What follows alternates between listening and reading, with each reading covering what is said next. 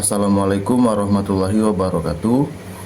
Perkenalkan, saya Nasron Arafi dengan NIM 860299463 dari program studi PGSD Fakultas Keguruan dan Ilmu Pendidikan. Video ini saya buat untuk memenuhi tugas 1 tutorial online pada mata kuliah Filsafat Ilmu. Baiklah, pada video kali ini saya akan menjelaskan bagaimana ontologi, epistemologi, dan aksiologi membentuk dasar-dasar filsafat ilmu. Pertama, ontologi. Ontologi membahas apa yang menjadi objek kajian ilmu dan bagaimana hakikat realitas itu sendiri. Dalam konteks ilmu, ontologi menjawab pertanyaan apa yang dipelajari dan apakah yang dianggap nyata. Misalnya, dalam ilmu fisika, ada objek kajiannya adalah gejala alam yang dapat diukur. Sedangkan dalam ilmu sosial, objeknya adalah perilaku manusia dan interaksinya. Jadi, ontologi menentukan batas dan fokus dari suatu ilmu pendidikan.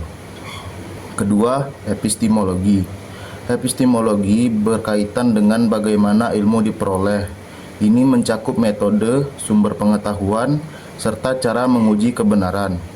Epistemologi menjawab pertanyaan seperti bagaimana kita tahu suatu itu benar dan metode apa yang digunakan.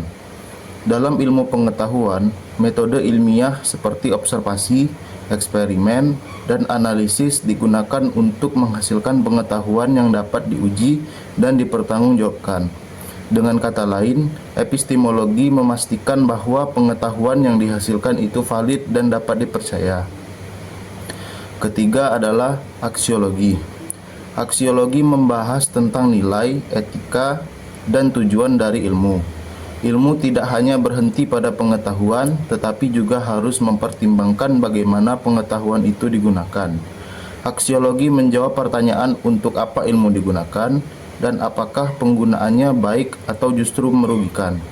Contohnya, teknologi dapat membawa manfaat besar, tetapi juga bisa menimbulkan dampak negatif jika tidak digunakan secara etis.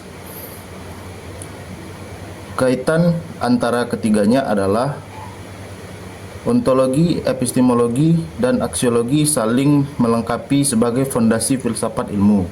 Ontologi menentukan apa yang dikaji, epistemologi menjelaskan bagaimana cara memperoleh pengetahuan tersebut, dan aksiologi mengarahkan bagaimana pengetahuan itu digunakan secara bertanggung jawab.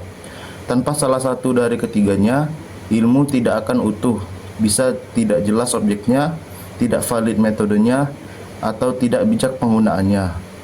Kesimpulannya, ketiga aspek ini membentuk kerangka dasar yang membuat ilmu pengetahuan tidak hanya sistematis dan logis, tetapi juga bermakna bagi kehidupan. Baiklah, sekian yang dapat saya sampaikan. Mohon maaf apabila ada kekurangan. Saya ucapkan wassalamualaikum warahmatullahi wabarakatuh.